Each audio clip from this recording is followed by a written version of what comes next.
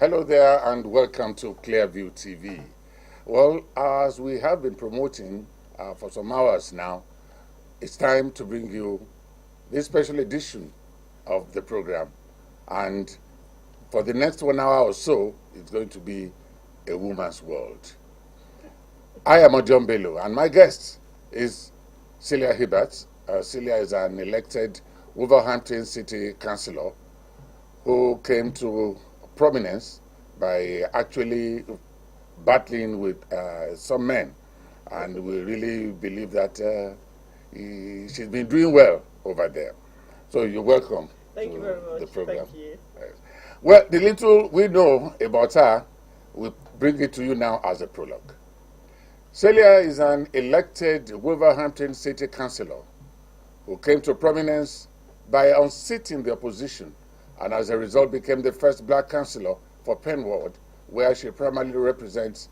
Celia currently sits on some prominent committees such as the Transport Delivery West Midlands Combined Authority, as Vice Chair, Wolverhampton Planning Committee, and Birmingham Airport Consultative Committee. Celia Osakwe Hibbert is a proud mother, a wife, and above all a community activist. Professionally, Celia's background is in sports education with a bachelor's in English and a postgraduate in sports and exercise science.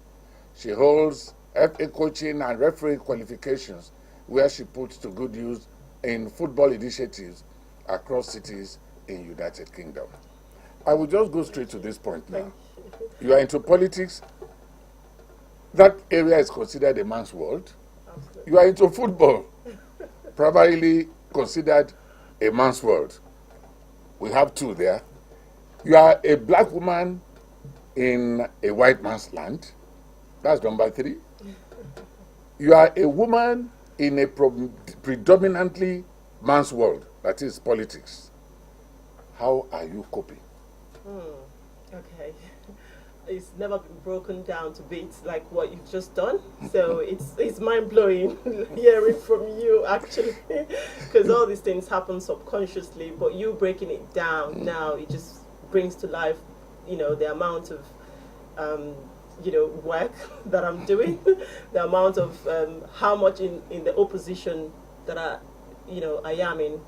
But yeah, I like a bit of challenge, like you've heard and read from my bio. I've always been in a male-dominated environment. I like challenges.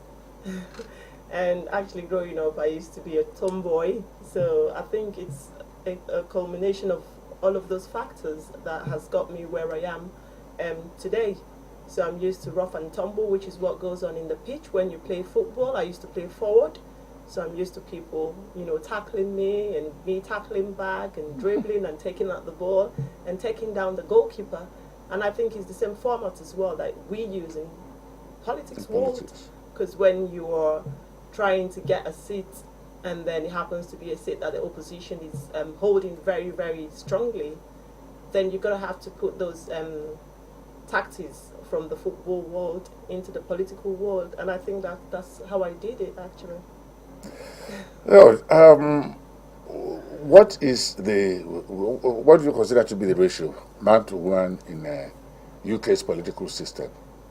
Well, you would have thought that in a first world country that, we're going to have 50-50 or even more of a woman, considering the Queen is in charge in England. One would have just taken for granted and said, oh, we're going to have more women. But that's not the case. It's still a male-dominated environment. It's still rough and tumble. It's still a bit of misogyny goes on still. I think in Parliament we have about 35% of women, and we still see that as like we've gone forward. But people like myself and a lot of feminists and upcoming female politicians, we're calling for 50-50% representation in Parliament. Because come to think about it, women are more than 50% of the population.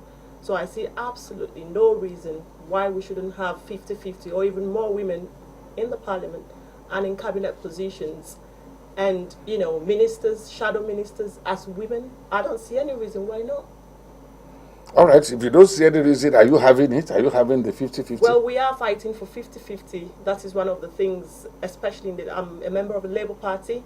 In the Labour Party, we are pushing absolutely hard. And if I was in charge of the manifesto, I would push for, rotational representation of whoever the Prime Minister is. It should be 8 years or, 4 years male compulsorily. And then the next one becomes a woman. It should be rotational because, like I said, is dominated by male. If it comes down to vote, the men vote the men. So we have to enforce it. We have to enforce it. I think there's no way, there's no other way around it. We're not going to suddenly have influx of women into politics because it's a male dominated, it's a guarded territory. They don't want the women there. So what we have to do then is to work from the inside in terms of changing the policies, the legislations, making sure that we have, we safeguard the women's place in politics. And that way we'll be able to attract more women into politics. That's how I see, going forward.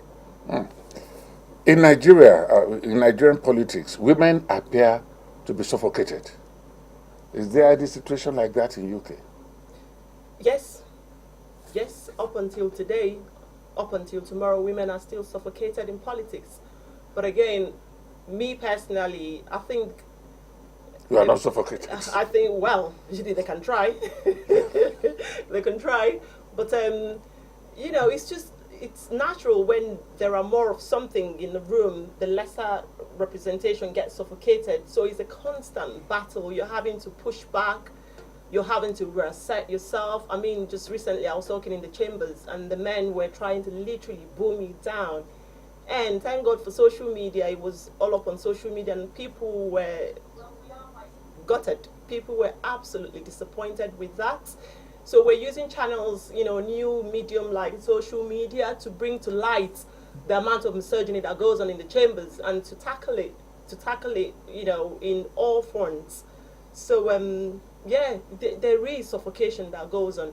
But, when you're signed up to be in a male's environment, you've got to play rough when the time comes because you're not going to sit down and let them manhandle you or make a mincemeat out of you. You're going to have to fight back.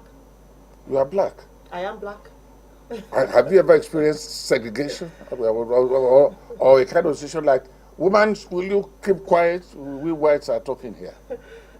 Not that blatantly anymore. I mean, we're in the 21st century. Yeah. This is not, back in the days before Martin Luther King went up to fight for the rights in America and across the globe.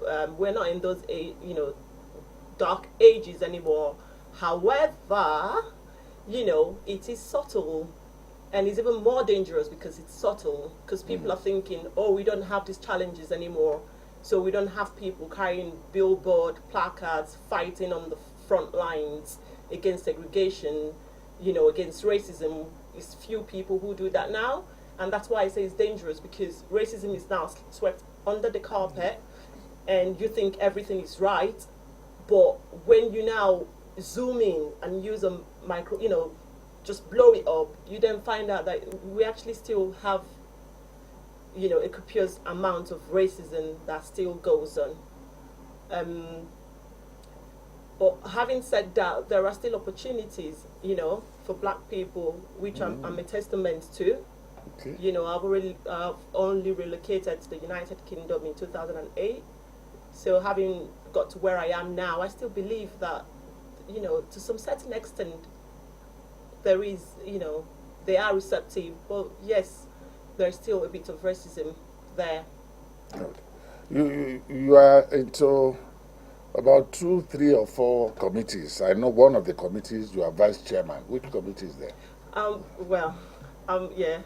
One of my favorite committees actually is the Transport Delivery West Midlands Combined Authority, which is so in all the local authorities, 2 councillors have been sent in the regional level, and I'm lucky to be one of those, and I'm very grateful. Each day I'm actually very grateful for that because every single time we go on the community, we go out there to see what's going on in terms of, rehabilitation of the train lines, tram lines, investments.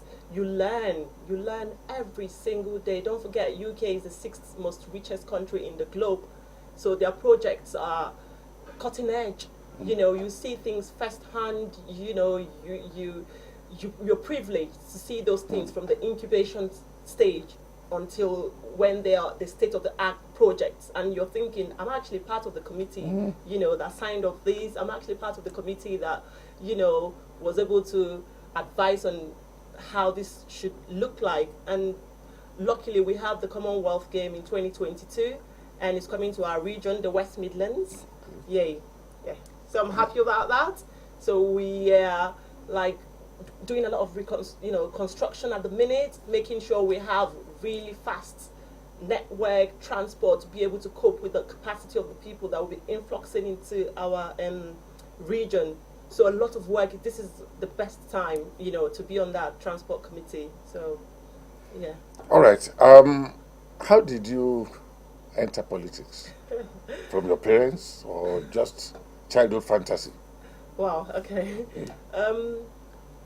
How did I enter politics? Well, I'm not going to say childhood fantasy, because I grew up in Nigeria, and as a woman, you wouldn't really have a fantasy of being a politician whilst growing up. I mean, it's going to be an unrealistic one, So, but when I got, I would say partly from my dad, because my dad was like a local politician. He would have meetings in the house in Jos. He was heavily involved. I was born and brought up in Jos. He was hosting meetings. Some really, really top politicians now used to come to my house when I was young. Then they weren't even top politicians. For example, Roches, they used to come round. We had several. My dad would have meetings every single evening. So I saw all of that. He would go out to meetings. He would be a chairman of this and that. So it's amazing how much you assimilate unconsciously. Unconsciously, those things are registered in my head. Unconsciously, I knew I wanted to serve the community.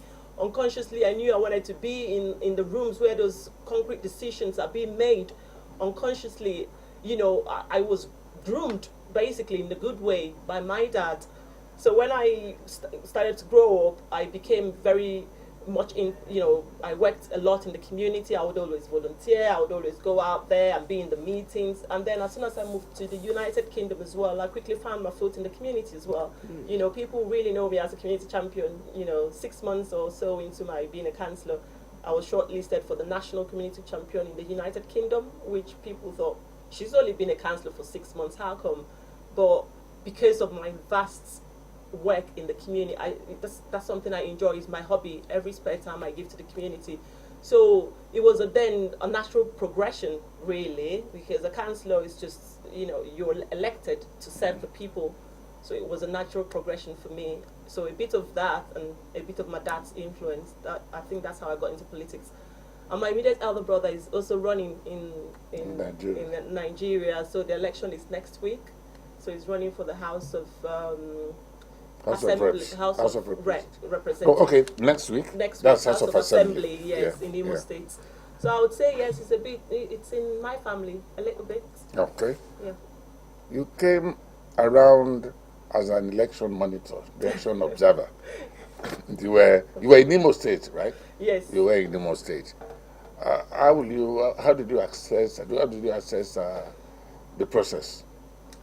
Well, first of all, when I was picked as one of the delegates to come back as an international observer, when I contacted Nigeria, some of my contacts in Nigeria, and of course my family, the first thing I heard was, don't you dare come back. This is the most volatile of all times, the election period. How could you, you stay where your people run off during election. You want to come back? That is crazy. So it was. With the little you have told us about yourself, I know you will want to say, I'm going. I will go. Well, now with 2 kids, sometimes I think a bit. I'm not, I'm not that adventurous. Actually, I'm still adventurous, but I apply a bit of caution. But I slept over it, and I thought, a country like Nigeria, it's not negotiable that it has to change. It's not negotiable that people like myself, I believe I'm talented, people like myself have to come back and serve. You think about the suffragettes. Some of them paid the ultimate prices. I mean, nobody's even telling me to throw myself in front of the king's horse and die. It's just to come back and serve your country, and whatever happens, I'll be happy, like a soldier who's died on the front lines. I'll be happy. So I said to myself, you've got to go. you've got to go because at the end of the day, the stakes are high. We have a country of almost 200 million people. We must start having brave people from that 200 million to pay the prices that are needed to be paid for Nigeria to be fixed. And I think I'm one of those people who have a lot to give. So I thought, I'm going to go. So that was how I got back. And yeah, I think the election was great. But I think we still have a bit of teething problems because one of the situations in the different polling units was the card readers were malfunctioning, and we had the arrival of the electoral materials.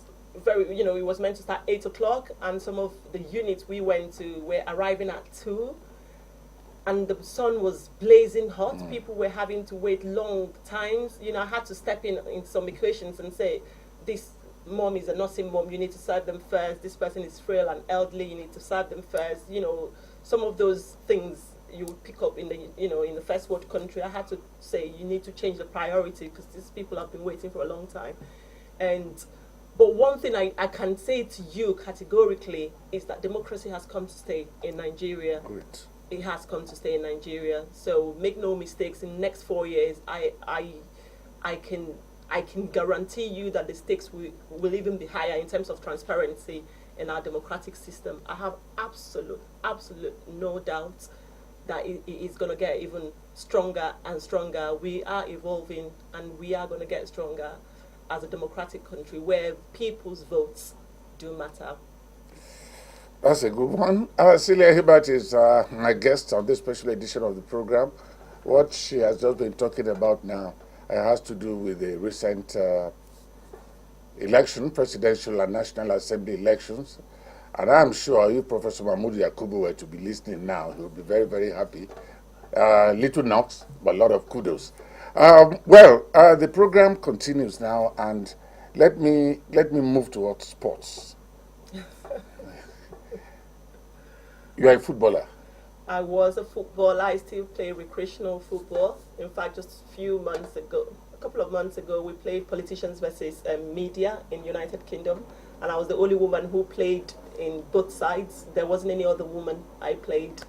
And yeah, the women were happy and said, yes, this is what we want. We want to see women there when the men are there. So the politicians were all men. I'm the only woman. The media were all men. They didn't even have a woman.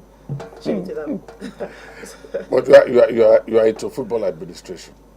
Yeah, I'm into football. We want you to describe your functions as a football administrator.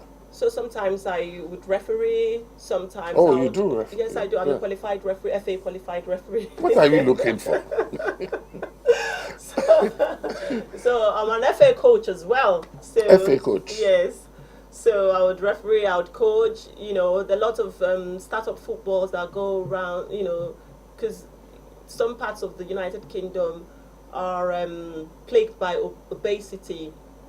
So some of the ways we tackle it is by outdoor activities. Because of the weather, predominantly it's cold. So most people stay indoors, which adds to the obesity. So we're trying to get kids more outdoors so they can play sports. And a game like football it's perfect to, in that mission of trying to bring down the obesity rates. And my daughter, who is 9 years old, plays now professionally as well. She's in a team. So I watched her the other day score a fantastic goal. And I said, that's how you do it. That's how we do it. I was so proud.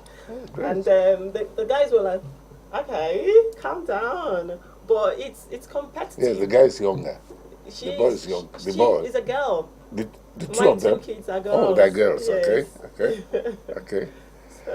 All right. We'll go on a break now. And when we come back, we'll open our phone line. That's one. Then two, I want to know from Celia how she's coping as a mother. Stay with us.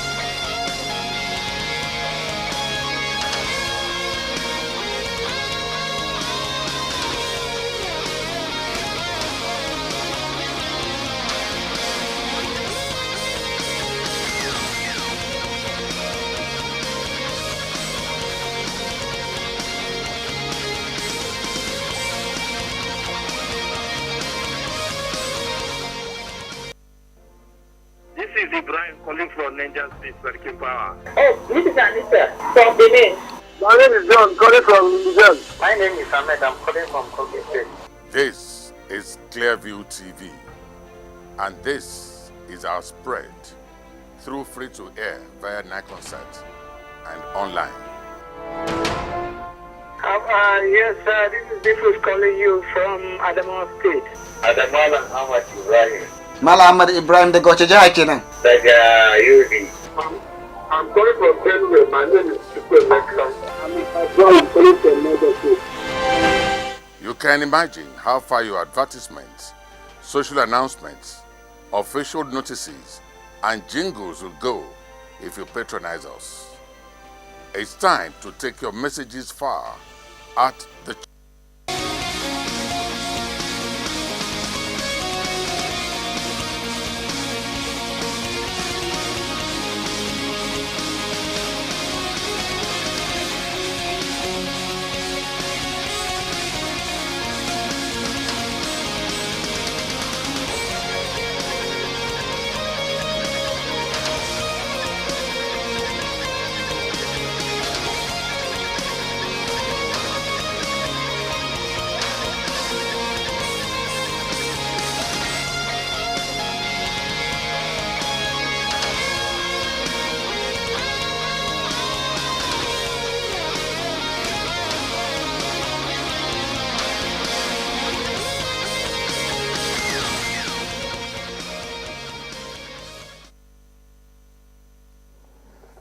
welcome back to this special edition of Governance Today, and I have Celia Hibbert. We have a caller from Kaduna. Thank you very much. Yes, that's Kunle, right?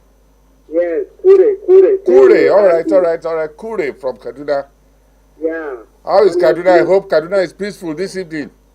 Yes, why not? Oh, very good. This is the first time I'm meeting you in your program, but I used to meet Doris and the other man there.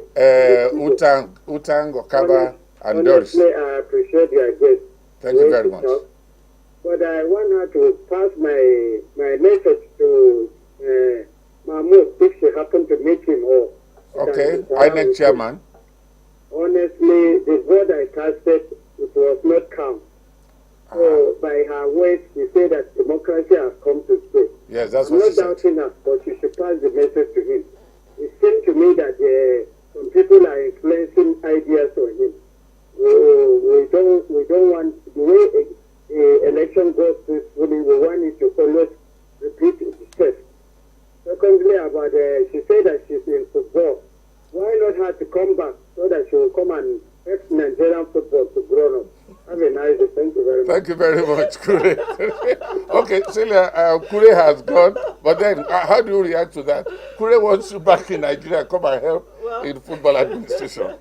Well, that would be a dream job, actually, you know. Nagesheka, I see you speaking like your Hausa, so but yeah, I see what you mean. Like I said anyway, I made it clear that we have teething problems still with our democracy, but the core of it is it has come to stay. It is here to stay. Our democracy is evolving. Our democracy is going to be, in 4 years, I have absolutely no doubt that every single vote we count, majority of the votes counted last weekend, of which I observed myself. So I can say that without even mincing words, that majority of the votes counted. And it's only going to get stronger from where we are. It's only going to get stronger. So I have absolutely no doubts about that. If you felt your vote wasn't counted, well, I'm sorry to hear that. But be rest assured that I'm sure Sai's listening to the other chair is listening to this, and amendments will be made. It's going to get stronger and stronger. People should have faith. I was impressed. The amount of Nigerians that were under the sun, waiting, their resilience blew me away. Unlike before. No apathy. No, but I'm confident we're getting there. And about the football, yes, of course, anything Nigerian, anything green, white, green. We need to win more games. We need to win more matches. When we had Westerhof, you saw the resounding victories we had back in the days, and that was what brought Nigeria on the map as contenders. look at that time till now, what's going on, a lot of inconsistencies. And a nation such as this should be playing on the level of Germany, level of Holland, people who play consistent football. That's what I want to see us doing, Okay. And Let's get this. Hello. Hello? Hello. This is Governance Today on Clearview TV. Where are you calling from? I'm calling from Benue. From Benue. All right. What's the name? Mr. Anthony, okay. All right. Anthony Celia is here. Please go ahead. hello, Anthony. Yeah. I just want to contribute to the program you just now. Please go ahead. I want to actually congratulate the lady there, the lady footballer, the lady politician. Thank you. She's doing a very wonderful job. Thank you. We actually appreciate her. Thank However, as an international observer, how do you see the issue of ballot boxing matter, that is ballot box matter, as it wrong and most especially the use of military in the electoral system in Nigeria? How can it be avoided? It is not really advisable. So once again, I have been watching your program that is wonderful, and I wish you all the. Yeah. Thank you very much. I think you made mention of involvement of military in politics, Is right? he talking about the violence and snatching Yes, of the the boxes? snatching. That was the first Well, one. the areas I observed were calm Okay. until when I put the news on later on when I got to my hotel room, and I thought, oh my word, what's going on? To be honest with you, I was completely disappointed. I was completely disappointed with because ballot snatching? ballot snatching, with the loss of life, it's just inexplicable why someone wants to, why there is violence in politics. We need a lot of work done in terms of making sure that education is very key. We need to educate the average Nigerian that your life is worth everything. There is nothing there for us to kill for. We shouldn't have violence in politics. We shouldn't have intimidation. We shouldn't have thuggery. Politics should be civilized. You go into the polling booth, you vote, you come out, and we need to start sensitizing electorates to understand that there is no place for violence in democracy, because that would only undermine our democracy. But again, it's a combination of everything. When we need to actually start looking at legislations to ensure that we have a limit of money that we spend in elections. When in UK politics, you have a limit of money you spend. You can't spend past a certain amount of money. That way, everybody. How did they monitor that? Because you submit all your election expenses a week after election or thereabouts, and that is being looked at, corroborated. Make sure that you haven't spent more than you're supposed to have spent. These are monies that pass through banks, Absolutely. not monies that must have been kept in Ghana must go back. Absolutely. So when people are talking about INEC, this is not just INEC. This is a country that corruption has eaten it into its fabrics, and we have to unpick all of this. It's not just INEC. People are expecting INEC to be magical. No, everybody has to get, everybody has a collective role to play in this. We have to sanitize the system in the fact that if politicians are not spending humongous amount of money, then they will understand it's not a do or die affair.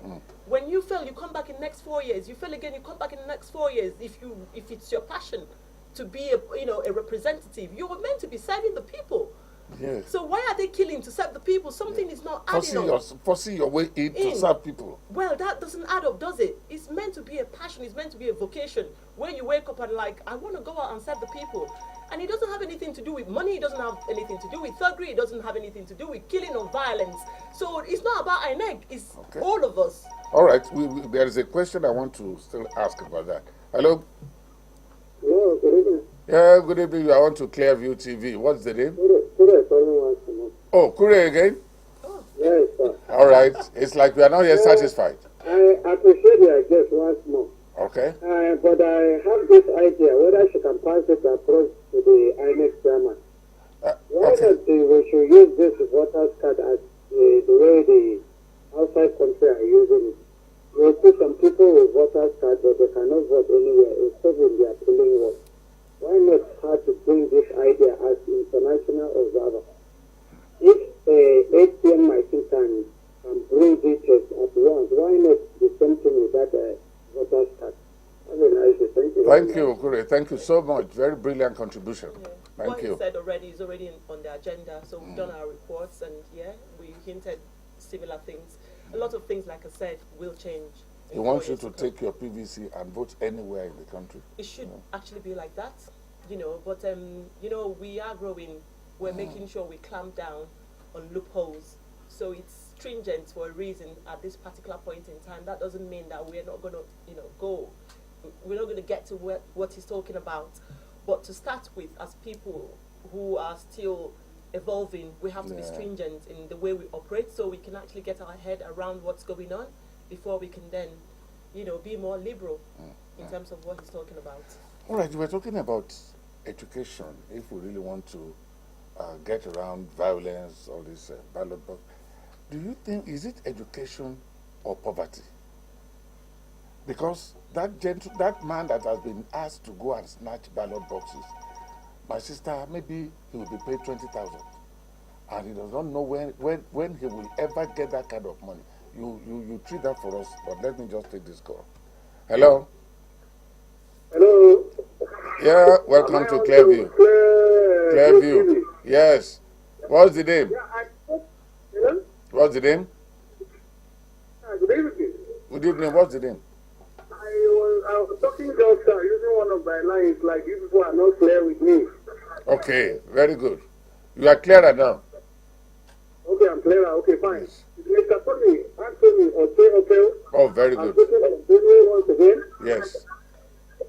My question is that it's like they didn't get my question very clearly. I was saying that the use of military, how can we avoid the use of military? One, that is one. Yes. Then secondly, are you hearing me? Yes, very well. Hello? Yes, we can hear you very well. Are you hearing me? Yes, you reduce the volume of your TV set, then we hear ourselves well. I'm doing just that now. All right, thank you. Please go ahead. I've refused it completely. Yes.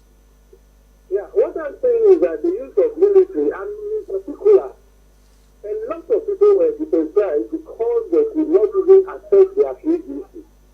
Even though they have given to one, they report with INET, a lot of people keep on going to INET, asking for their PVC.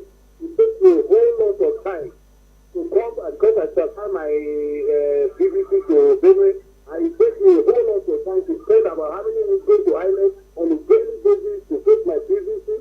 And so many people could not go because they could not attend their PVC. They keep on directing you from one polling unit to another polling unit, and you will never attend it. So a lot of people did not actually cast their votes because of this problem. How do we eliminate all this inefficiency on the part of INEC? Okay. Thank you very much. All right. I know there is improvement in our electoral system, and we really congratulate the winner because it was a broad-based winning. Nobody can dispute our part. Thank you very much. Thank you very much. Well, I think you addressed part of what the gentleman has been talking about, the PVCs, but he's so particular about involvement of the military. He doesn't want involvement. He does not want involvement of the military. I'm sure he belongs to the school of thought that it should be police affair, not military. This is a civic duty. We're not in a war front. Yes, We yes. shouldn't have military around. Talking about intimidation, it's Yes. part of it. Military can scare Yes, voters. but again, I've told I addressed this in the last comment I made. We are still teething. We're having some teething issues, and for us to get rid of the military completely, we must be able to say yes, we're 100% sure we've contained violence. We don't need a military. The people are sure. The people have understood the fact that this is democratic process. This is not violence. The people have understood the fact that there is no need for thuggery. The people, the education I was talking about. Yes, we're talking yes. about education, Once and we're I've said, settled. is it not a question of, is it not poverty? Well, Because to educate a poverty-stricken individual, it's not an easy task. well, it depends on how you see poverty, though, because poverty could be financial poverty, could be intellectual poverty. You could be financially poor, but you could be intellectually, affluent. So it's all dependent on how you look at it. I look at it differently because I come from I live in United Kingdom. You don't have to have cash to understand that this and this doesn't make sense. Here, you need a lot of cash. Well, we need to have reorientation of the mindset. Yes. You actually do not need the cash you think you need, because when you see the consequences of that £20,000 you've collected, if you can see the future, then you begin to understand that it's not worth it. It's actually worth it for me to be able to build this country from the foundations, so that we have a country better for our kids in the future, so that we have a country that can look after us when we're older, so that we have a country that can give equal opportunity to women, a country that you don't have to have a surname to get jobs. When people understand this, they will understand that £20,000 is, someone dropping water on your mouth when you're absolutely thirsty. So, Okay. We have sorted out that area of intellectual poverty or whatever. How do you have time as a mother for these two beautiful girls? That's a killer question, isn't it? Well, something is got to give, isn't it? Women are actually talented in terms of multitasking. A woman can multitask, and that's what the men take for granted. The men go about thinking, they're politicians. So the women actually can multitask. The woman can be able, has absolutely no problem looking after her home, doing a job, looking after her parents, looking after her sister-in-laws, brother-in-laws, going out, feeding the kids. I think it's men who actually think straight. Women can multitask, and that's how I do it. Sometimes I'm in the program, I already sent a text, making sure the kids are okay. I've spoken to them on video cam. In the morning I already text, this is what they're going to need for school. I'm constantly juggling. So it is hard, but yes, it's absolutely doable. If your mind is at it, if you have the resolve that this is what I want to do, this is what I want to go for, of course, there's nothing that will be an impediment. The kids you will look after, the family you will look after, yourself you will look after, your career you will pursue. It's all in the mindset. Now, in some areas, some parts of Nigeria, the girl child is at a disadvantage educationally. I don't know if you should be aware. You should be aware. How can that girl child get assistance? Well, as you know, we have the March 8th is the International Women's Day. These are some of the issues we use those designated dates to actually raise. The point that women are as valuable as men, the point for gender equality. I have an event I've put together in the chambers. I think it's towards the end of March, because I've got a lot of speaking engagements on that 8th. You're a lawyer? No, okay. I'm not a lawyer as well. No, not yet. I wanted to scream. Maybe in the future. But what I mean, I've put an event together as a councillor. I'm pro women empowerment, especially because I was born here. I know, how women struggle to be recognized. I know how women struggle to get to where they want to go to. I know how women have been, not taken extremely seriously like a man would be. So that's one of the things I use my platform as a politician to push, that global gender equality. And voices like myself will be speaking strongly for the women in Nigeria, and of course the women across the globe who are from third world countries or developing countries. All right, let's quickly pick this call. Hello. All right, we lost that. Okay, before we go, I want a situation whereby I want to give you the floor. When we are repeating this edition of the program, there was this a video you sent to me, brilliant delivery. You were addressing a gathering. We are playing it in the repeat broadcast. Now you have the floor down. Can you talk to Nigerian women in whatever area you want to address them? Nigerian women, no. Hey Joe, I beg, please. You need to stand up for what you believe in. You know, like, you know, everybody know power is not given, power is taken. The men are in charge. They wouldn't just give you the power. I'm not saying to disrespect the men, but I'm asking for you to ask for what you rightfully deserve. The women should have a place in the Nigerian society. I know that we do have a place, but we have to be seen as equals. We have to be seen as equals. The women have to be heard. You know, the women are the women are the future. You know, you cannot dismiss over 50% of the population. The men are not future. You guys are already there. Okay. But without the women, I don't think we're going to get to where we're going to. So women, we need to do this for ourselves. We need to come together and work as a body and work as a unit and, you know, force our way through those doors where those decisions are being made and insist that our voices are being heard. That's what I want us to do as Nigerian women. I'll be there with us fighting on the front lines until this happens. Well, viewers, it's on that note we want to really thank you for being part of this special edition of the program. Celia Hibbert has been my guest. She is a UK-based counselor, Nigerian born. We are so proud of her. So, Celia, thank you very much for finding time to come. Thank you very much for having me. How soon are you coming to Nigeria again? Because I know you are jetting out of the country tomorrow morning. I'm going to Ghana tomorrow morning, then back to Lagos, and then jet off on Tuesday. But yes, I will be in Nigeria in a short period of time. Okay. So we really want to thank you for coming. Thank you so much. And out there, we thank you for your time. I am Ojo Bello. Bye for now.